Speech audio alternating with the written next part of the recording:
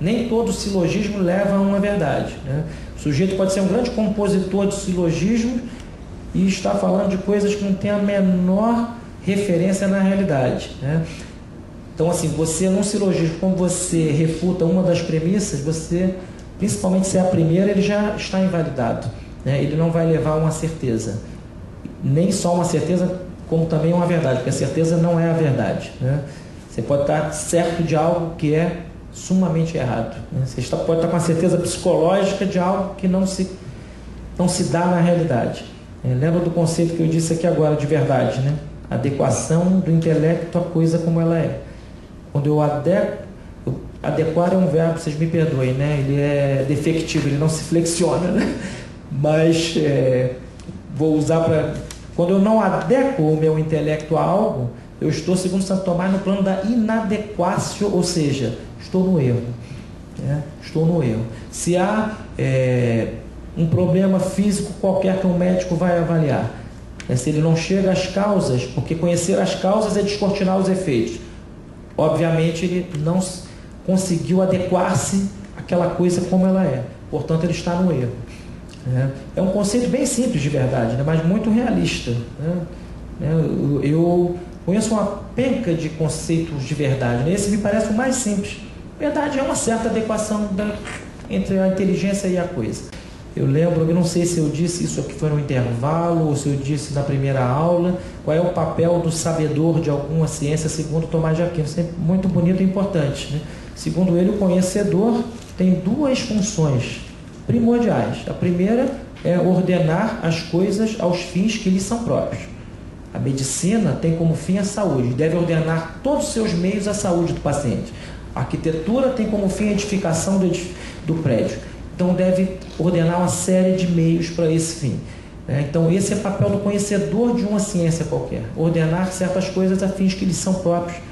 E o outro, que é o muito importante, que se perdeu na história da filosofia, porque perdeu-se também o conceito de verdade, que é o seguinte: combater os erros, né?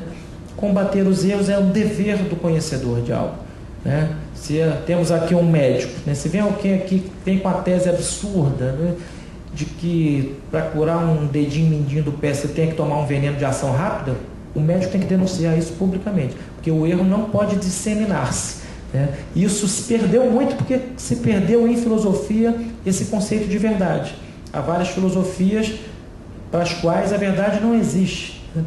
A obra do Wittgenstein é quase toda póstuma, né? Ele tem foi publicado em vida dele aquele Tratatus Lógicos Filosóficos, mas tem uma obra razoavelmente grande, assim, póstuma. Então tem um livro sobre a certeza e a conclusão média geral de que não podemos ter certeza objetiva de nada, nem sequer de que temos duas mãos, né? Olha que maravilha, eu não posso ter certeza nem sequer de que eu tenho duas mãos, só certezas subjetivas. Vocês estão lembrados aqui que eu disse que depois de Descartes a filosofia vai fazer um caminho inverso ao que fizera até ele. Ela vai se tornar cada vez mais subjetivista. O próprio cogito de Descartes, né, quando ele diz lá no discurso sobre o método, né, que devemos duvidar de absolutamente tudo. Essa dúvida deve ser universal. Isso é um sofisma, né, porque a dúvida universal aboliria o próprio cogito. Se a dúvida é universal, não pode haver o cogito.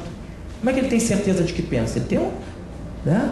Ele diz lá, logo no início do livro, a dúvida deve ser universalíssima. Ele deveria duvidar de que pensa, ele não duvida. É impossível construir um edifício filosófico só em dúvidas.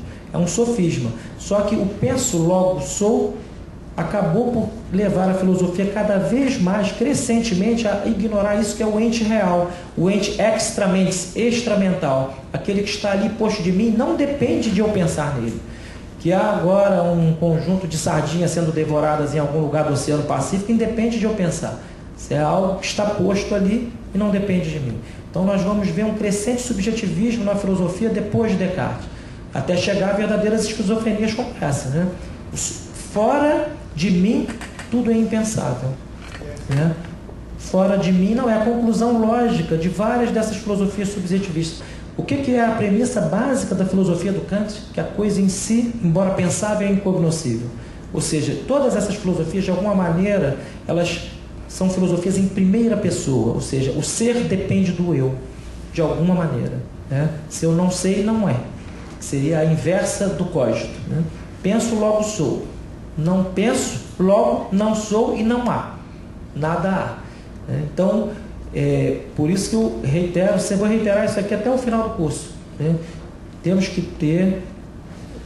a filosofia é uma caminhada de vida, né? Nós vamos estudar a filosofia. Quem começa não vai parar nunca mais.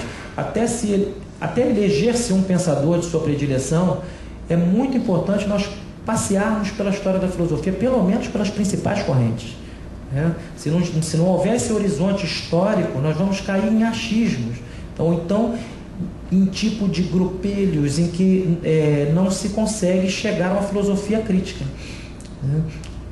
Você está num ambiente fechado, que não conhece nada além de suas próprias proposições e, portanto, avesso a objeções. Então, assim, até chegar-se a um filósofo da predileção é muito importante. Eu comentei isso aqui. Vai estudar Heidegger? Muito bem. Então, você tem que estudar primeiro Duns Scott, que foi objeto da prova de doutorado do Heidegger, né? Você tem que estudar Santo Agostinho, que foi objeto de um grande estudo, grande no sentido de extensão, hein? Não era nada profundo, de um grande estudo do Heidegger sobre Santo Agostinho, né?